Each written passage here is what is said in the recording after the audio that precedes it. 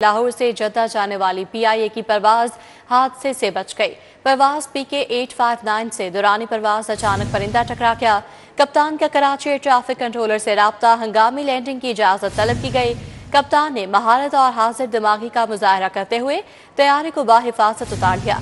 परिंदा टकराने की वजह से बोइंग 777 तैयारे के विंडो स्क्रीन को नुकसान पहुंचा है।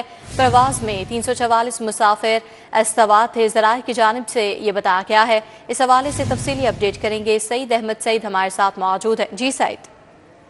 जी बिल्कुल, लाहौर से जद्दा जाने वाली PIA की परवाज जो PK 859 है, उसका दौरान परवाज अचानक है टकराने से प्यारा जो है हादसे से बाल बाल है वो बच गया है। और जराये के मुताबिक कप्तान ने जो है वो जैसे ही हादसा पेश आया तो कराची एयर ट्रैफिक कंट्रोल से जो है वो हंगामी लैंडिंग की जांच है वो तलब की। उसके बाद तैयारी को बाहिफाजत है वो कराची एयरपोर्ट है वो लैंड करवा दिया गया है। और परिंदा टकराने की वजह से जो बोइंग 777 तैयारे की विंड स्क्रीन को है वो नुकसान पहुंचा है। और एयरलाइन जराये के मुताबिक परवाज में 344 मुसाफिर थे, वो सवार थे और मुसाफिर को जो है वो होटल मुंतकिल कर दिया गया है। कि अब फर्स्ट ऑफिसर की जो साइड की विंड स्क्रीन को नुकसान पहुंचा है उसके मरम्मत के काम है वो शुरू कर दिया गया है। और विंड स्क्रीन तब्दील करने के बाद तर्जुमान PIA के मुताबिक मुसाफिर को जो है इसी परवाज के जरिए कराची से जद्दा है वो रवाना किया जाएगा। अब बात करें शहर लाहौर के मौसम की, तो मौसम के तेवर बदलना शुरू हो गए हैं। सर्द हवाएं चलने लगी हैं। शहर का दर्जा हरारत 24 डिग्री सेंटीग्रेड रिकॉर्ड किया गया है। फ़ज़ाई आलूदगी के मयार में भी बेहतरी हुई है। शरह 170 रिकॉर्ड की गई है। तो मौसम के तेवर बदलना शुरू और सर्द हवाएं चलने लगी हैं, जिससे खुनकी बढ़ गई है। शहर का दर्जा हरारत 24 डिग्री सेंटीग्रेड रिकॉर्ड किया गया है और फ़ज़ाई आलूदगी की शरह 170 रिकॉर्ड की गई है। मौसम का तफसीली अहवाल बताएंगी अफशान इस्लाम। जी अफशान, बताइएगा। जी बिल्कुल, मौसम के हवाले से बताऊं तो हवा में हल्की हल्की ठंड जो है वो महसूस होना अब शुरू हो गई है। रात के औकात में भी और मज़ीद सुबह के वक्त भी बहुत ज़्यादा ठंड महसूस की जा रही है। जबकि दोपहर का जो वक्त है वो भी इतना ज़्यादा कोई परेशान कुन नहीं है, उसमें भी इतनी ज़्यादा गर्मी नहीं लगती। हल्की हल्की जो है खुनकी ही महसूस की जाती है। इस वक्त भी शहर का मौजूदा दर्जा हरारत 23 डिग्री सेंटीग्रेड है और इसी की वजह से फ़िज़ाई आलूदगी में भी कुछ बेहतरी आती हुई दिखाई दे रही है। इस वक्त शहर का मौजूदा AQI इंडेक्स 180 रिकॉर्ड किया गया है, जो कि इतना ज़्यादा नहीं है। और इसी की वजह से शहर फ़िज़ाई आलूदगी के एतबार से मुल्क भर में दूसरे नंबर पर रिकॉर्ड किया जा रहा है और मुख्तलिफ इलाकों में 200 से लेके 100 तक AQI इंडेक्स रिकॉर्ड किया जा रहा है। इसी तरह आपको बताएं कि CPR ऑफिस में 260 AQI इंडेक्स रिकॉर्ड किया जा रहा है, शालीमार में 213, जबकि इलामा इकबाल टाउन में भी 200 तक AQI इंडेक्स रिकॉर्ड किया जा रहा है। तो ये मुख्तलिफ इलाके हैं जहाँ पे 200 से लेके 100 तक AQI इंडेक्स रिकॉर्ड किया जा रहा है। AQI इंडेक्स की मज़ीद बेहतरी जो है उस वक्त होगी जब मज़ीद ज़्यादा हवाएं चलेंगी और ज़्यादा जो है ठंड आ जाएगी मौसम में। अभी तो खुनकी बहुत थोड़ी सी महसूस की जा रही है हवा में, लेकिन जैसे जैसे ये हवाएं सर्द होती जाएंगी वैसे वैसे जो है मौसम और फ़िज़ाई आलूदगी मज़ीद बेहतर हो जाएगी। माहिरीन का यही कहना है कि फ़िज़ाई आलूदगी जो है वो उस वक्त बेहतर हो जाएगी जब मज़ीद ज़्यादा ठंड हो जाएगी। इस हवाले से आपको बताएं कि ज़्यादा दर्जा हरारत आज पूरे दिन में 26 तक जाने का इम्कान है और कम से कम 12 डिग्री तक जाने का इम्कान है। और आने वाले दिनों में बताएगा कि आने वाले दिनों में अब मौसम ठंडा ही रहेगा, यहाँ पर सूरज दोबारा अपने तेवर दिखाएगा? जानिब से तो यही बताया जा रहा है कि बारिश की कोई तवक्को नहीं है, लेकिन बारिश के बावजूद भी जैसे जैसे हवाएं सर्द होती जाएंगी रोज़ बरोज़ तो उसकी वजह से मौसम ठंडा होता जाएगा और फ़िज़ाई आलूदगी में भी बेहतरी आएगी और मौसम सरमा की तरफ जो है ये पूरा मौसम जाता हुआ दिखाई देगा। अब मज़ीद जो है गर्मी आने की तवक्को नहीं है, बस ये तवक्को है कि अब जो है मज़ीद हवाएँ सर्द होती जाएंगी, क्योंकि बलाई इलाकों में बर्फ़बारी भी हुई है तो उसकी वजह से भी ये तवक्को की जा रही है कि अब मौसम सर्द होगा। जी, अब मौसम सर्द ही रहेगा। हवा में खुनकी बढ़ गई है और आने वाले दिनों में ठंडी हवाओं से मौसम मज़ीद सर्द हो जाएगा। अफशान रिजवान हमें मौसम का अहवाल बता रही थी, आपका बहुत शुक्रिया। रावण में आलमी तबलीगी इज्तिमा का आगाज़ आज बातस नमाज से असर होगा। तबलीगी इज्तिमा को 2 मराहिल में तकसीम किया गया है। पहला मरहला आज से बातस नमाज से असर शुरू होगा और 9 नवंबर को दुआ होगी, जबकि दूसरा मरहला 13 नवंबर को शुरू होकर 16 नवंबर को दुआ के साथ इख्तिताम पजीर होगा। पहले मरहले में देरबाला, बाजोड़, चित्राल, सरगोदा और खुशाब के इलाके शामिल हैं। इस हवाले से तफसीली आगाह करेंगे शाहिद सिप्रा हमारे साथ मौजूद हैं। जी शाहिद सिप्रा, बताइएगा। जी बिल्कुल, रायवन में आलमी तबलीगी इज्तिमा का आज बाकायदा आगाज़ बाद असर होगा। तो इज्तिमा में शिरकत करने के लिए मंदोबीन की आमद का सिलसिला शुरू हो गया है। इज्तिमा को दो मराहिल में तकसीम किया गया है। आज बाद असर पहला मरला शुरू होने जा रहा है, जिसमें जो इलाके शामिल किए गए हैं उसमें दीर, बाजोड़, चित्राल, सरगोदा, खुशाब, मियाँ वाली, जंग, सूबा सिंध में कराची के अलावा दीगर जो अजला हैं वो, और रावलपिंडी, इस्लामाबाद और चकवाल के इलाके पहले मरहले में शामिल किए गए हैं। आप मेरे अकब में देख सकते हैं कि शहरियों की बड़ी तादाद जौक दर जौक अपने साजो सामान के साथ, यानी कि क़याम ताम की जो सहूलतें उनको चाहिए होती हैं उनके साथ इज्तिमा में शिरकत करने के लिए पहुँच रहे हैं।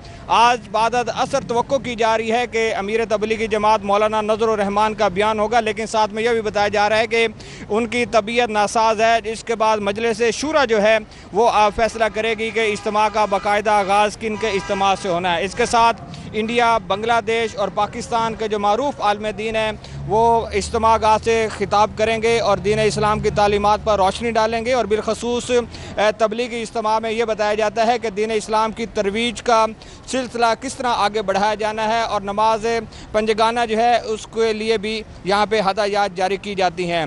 इंतज़ामात की अगर बात की जाए तो तबलीगी जमात इंतज़ामिया और दीगर इंतज़ामी इदारों की जानिब से इंतज़ामात को हतमी शक्ल दी गई है। सबसे अहम होता है कि ट्रैफिक वार्डन्स तैनात किए गए हैं। सिटी ट्रैफिक पुलिस और इंतज़ामिया की जानिब से पार्किंग स्टैंड का क़याम अमल में लाया गया है। मोटरसाइकिल्स को अलहदा पार्क किया जा रहा है। छोटी और बड़ी गाड़ियां जो हैं उनको अलहदा पार्क किया जा रहा है, ताकि जब इनखला का अमल शुरू हो तो लोग आसानी से अपने घरों को रवाना हो सके। आज के अगर इज्तिमा की बात की जाए तो कल बताएगा कि कितने लोग जो हैं इसमें इज्तिमा में शिरकत करेंगे दोनों मराहिल में, और ट्रैफिक के लिए क्या ऑल्टरनेट रूट्स दिए गए हैं? देखें, लाखों की तादाद में लोग शरीक होते हैं और जब दोनों मराहिल इख्तिताम पजीर होते हैं तो उसके बाद तबलीगी जमात की जानिब से बताया जाता है कि 4 से 5 लाख जो लोग हैं वो दोनों मराहिल में वो आलमी तबलीगी इज्तिमा में शरीक हुए हैं। और आपने जो इनखला की बात की या दीगर इंतजामात की बात की, जो उसमें ट्रैफिक वार्डन्स की जानिब से अलहदा पार्किंग स्टैंड बनाए गए हैं। लाहौर और मज़ाफ़ात के इजला से ट्रैफिक वार्डन, पुलिस और पेट्रोलिंग पुलिस के जो नौजवान हैं इनकी ड्यूटीज़ यहाँ पर लगाई गई हैं, जो अपने फ़राइज़ अंजाम दे रहे हैं। आज शुरू हो रहा है इज्तिमा, इतवार की सुबह दुआ होगी, जिसके बाद आलमी तबलीगी इज्तिमा का पहला मरला इख्तिताम पजीर होगा। उसके बाद 13 नवंबर को बाद असर तबलीगी इज्तिमा का दूसरा मरला शुरू होगा और दूसरे मरले की दुआ 16 नवंबर की सुबह होगी। इस तरह रायवंड में होने वाले आलमी तबलीगी इज्तिमा के दोनों मराहिल दुआ के साथ इख्तिताम पजीर होंगे। जी, दोनों मराहिल दुआ के साथ अख्ताम पसीर होंगे। सिक्योरिटी के अच्छे इंतजाम किए गए हैं और लाखों की तादाद में लोग जो हैं दोनों मराहिल में शिरकत करेंगे। शाहिद सिब्रा हमें तफसीली आगाह कर रहे थे, आपका बहुत शुक्रिया। यहाँ आपको बताएं कि वज़ीर आला पंजाब मरीम नवाज शरीफ ब्राज़ील रवाना हो गई हैं।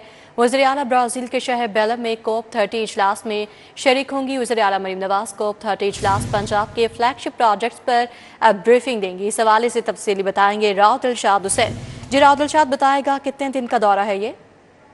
बिल्कुल जी, बताया तो यही जा रहा है कि ये तकरीबन 1 हफ्ते का दौरा होगा, जिसमें ब्राज़ील में होने वाली ये जो COP 30 इजलास है इसमें वज़ीर आला पंजाब शिरकत करेंगी और पंजाब के फ्लैगशिप जो प्रोजेक्ट्स हैं इस हवाले से आलमी सतह पर इनको उजागर भी किया जाएगा। वज़ीर आला पंजाब सुचा पंजाब और ई मोबिलिटी के बारे में शुरा को आगाह करेंगी, जबकि क्लाइमेट रेजिलेंट रीजनल लीडरशिप पर भी गुफ्तगू करेंगी। COP 30 के शुरा को पंजाब में वाइल्ड लाइफ रिफॉर्म के बारे में भी आगाह किया जाएगा। आपको बताएंगे COP 30 कॉन्फ्रेंस के दौरान अहम और नुमाया शख्सियात और रहनुमाओं से वज़ीर आला पंजाब मरीम नवाज शरीफ की मुलाकातें शेड्यूल्ड हैं। वज़ीर आला पंजाब की एशियन इंफ्रास्ट्रक्चर इन्वेस्टमेंट बैंक के नायब सदर से भी मुलाकात इस COP 30 इजलास में तय है। आपको बताएं कि जब वो एशियन डेवलपमेंट बैंक के नायब सदर से मुलाकात के अलावा जो है वो वर्ल्ड बैंक क्लाइमेट चेंज के ग्लोबल डायरेक्टर से भी मुलाकात वज़ीर आला पंजाब की शेड्यूल्ड है। आपको बताएं कि वज़ीर आला पंजाब मरीम नवाज शरीफ की ग्लोबल ग्रीन इंस्टीट्यूट के जी, राव दिलशाद हुसैन अपडेट के लिए आपका बहुत शुक्रिया। पंजाब में ज़िमनी इंतखाबात की तैयारियों में तेज़ी आ गई है। हुकूमत ने इंतजामी इदारों को मुतहरिक कर दिया है। स्पेशल मॉनिटरिंग यूनिट को इलेक्शन की निगरानी रिपोर्टिंग का नया टास्क मिल गया है। ज़राए की जानिब से ये बताया गया है। इस हवाले से तफसीली आगाह करेंगे अली रामे। जी, अली रामे। पंजाब में ज़िमनी इंतखाबात की तैयारियाँ हुकूमत की तरफ से अब तेज़ कर दी गई हैं और इसके लिए एक स्पेशल टास्क जो है वो दिया गया है स्पेशल मॉनिटरिंग यूनिट को, जो कि अमान वज़ीर आला पंजाब के तहत जो है वो काम करता है। और इनको ज़िम्मेदारी ये दी गई है कि वो वोटर्स की मैपिंग करें। वोटर की मैपिंग इस तरह से की जाएगी कि पंजाब में अब तक जितने भी मुख्तलिफ़ प्रोग्राम हुकूमत पंजाब की तरफ से शुरू किए गए हैं, उसमें अगर सेहत कार्ड की बात कर ली जाए, अपनी छत अपना घर मंसूबे की बात कर ली जाए, राशन कार्ड, हिम्मत कार्ड, किसान कार्ड, धीरानी प्रोग्राम, इसके अलावा बेशतर प्रोग्राम हैं। इन प्रोग्रामों से मुस्तफ़ीद होने वाले जो अफराद हैं, बेनिफिशरीज़ हैं, उनका डाटा जो है वो तैयार किया जा रहा है। उनका डाटा तैयार करने के बाद फिर इनसे रब्ता किया जाएगा। अब रब्ता इस तरह से किया जाएगा कि पंजाब के अंदर जिन हलकों में ज़िमनी इंतखाबात होने जा रहे हैं, उन हलकों के अंदर इनकी निशानदही जो की जाएगी कि एक हलके में कितने बेनिफिशरीज़ मौजूद हैं। फिर उनसे बराह रास्त जो है वो रब्ता डोर टू डोर पॉलिसी के तहत भी होगा। फिर एक नई ऐप बनाकर भी उनका डाटा वहाँ पर स्कूलों में बुनियादी सहूलियात का फकदान है। 400 से ज़्यादा स्कूलों को 10 करोड़ रुपए के फंड्स मुंतकिल कर दिए गए हैं। ये फंड्स किस लिए मुख्तस किए गए हैं, बताएंगे जुनैद रियाज। जी जुनैद, बताइएगा। जी, सरकारी स्कूलों में बुनियादी सहूलियात का फुकदान। महकमा स्कूल एजुकेशन ने 10 करोड़ रुपए के फ़ंड जो हैं वह बुनियादी सहूलियात को पूरा करने के लिए 400 स्कूलों को जो है वह मुंतकिल कर दिए हैं और ये फ़ंड्स स्कूलों में बुनियादी सहूलियात पूरे करने के लिए जो है वह खर्च हो सकेंगे। और ये तकरीबन 400 स्कूलों को 25-25 लाख रुपए की ग्रांट जो है स्कूल सरबराहान को मुंतकिल की गई है। और इसमें ज़्यादातर तादाद उन स्कूलों की है जो कि सैलाब से मुतासरा थे। वहाँ पर एक तो एडिशनल क्लासरूम्स बनाए जा सकेंगे, रंगो रोगन करवाया जा सकेगा, फर्नीचर की जो किल्लत है उसको पूरा किया जा सकेगा। और इसके अलावा जो बुनियादी सहूलियात हैं, स्कूलों में चार दीवारी नहीं है, वहाँ पर चार दीवारी कराई जा सकेगी और ये फ़ंड्स स्कूलों के अकाउंट में मुंतकिल कर दिए गए हैं। और इस हवाले से सूबाई वज़ीर तालीम राना सिकंदर हयात का कहना है कि ये इंतहाई ज़रूरी था। इससे कबल जो है फ़ंड्स जो हैं वो करप्शन की नज़र हो जाते थे। अब स्कूल कौंसल की मदद से ये फ़ंड्स खर्च हो सकेंगे। जुनैद रियाज, अपडेट के लिए आपका बहुत शुक्रिया। यहाँ पर हायर एजुकेशन का कॉमर्स के कॉलेजेस को चलाने की एक और कोशिश। हर डिस्ट्रिक्ट से कॉमर्स कॉलेज को मुतल्लिका इल्हाक शुदा यूनिवर्सिटी को देने का फैसला किया गया है। इस हवाले से अपडेट करेंगे इमरान यूनुस। जी इमरान यूनुस। महकमा हायर एजुकेशन ने लाहौर समेत सूबे भर के कॉमर्स कॉलेजेस को चलाने के लिए एक और कोशिश करने का फैसला किया है। महकमा हायर एजुकेशन की जानिब से डिसीजन ये लिया गया है कि हर डिस्ट्रिक्ट के कॉमर्स कॉलेजेस को मुतल्लिका इल्हाक शुदा यूनिवर्सिटी को सौंप दिया जाएगा और जो कॉलेजेस मुतल्लिका इल्हाक शुदा यूनिवर्सिटी को सौंपे जाएंगे वो मुतल्लिका यूनिवर्सिटी के सब कैंपसेस करार दिए जाएंगे। और इस हवाले से महकमा एजुकेशन ने मुतल्लिका कॉलेजेस को यूनिवर्सिटियों को सौंपने के लिए वर्किंग शुरू कर दी है। कॉलेजेस असातिज़ा, तलबा, फर्नीचर, कमरों समेत दीगर जगहों की लिस्टों की तैयारी शुरू कर दी गई है। इससे कबल महकमा हायर एजुकेशन ने 45 के करीब कॉमर्स कॉलेजेस को कम दाखिलों। इमरान यूनुस ने आपका शुक्रिया। FPR से टैक्स निज़ाम की डिजिटल इस्लाहात की जानिब अहम पेशरफ्त। Income tax return withholding assessment सिर्फ इलेक्ट्रॉनिक सिस्टम से फाइल करना लाजिम करा दिया गया है। इस हवाले से अपडेट करेंगे कलीम अख्तर। जी कलीम, बताइएगा।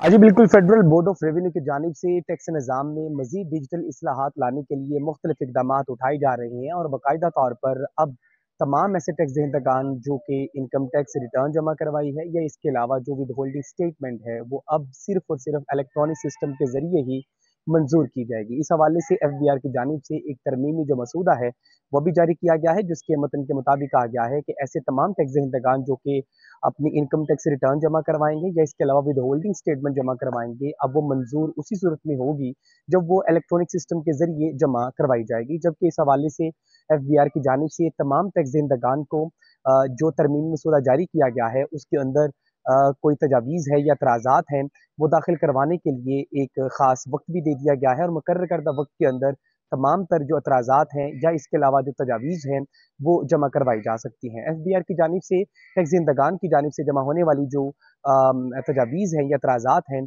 उन पर गौर फ़िक्र किया जाएगा और करने के बाद बाकायदा तौर पर इसको जो है वो नज़रसानी करके इसे बाकायदा तौर पर हतमी मंजूरी दे दी जाएगी। जबकि इसके अलावा ये भी कहा गया है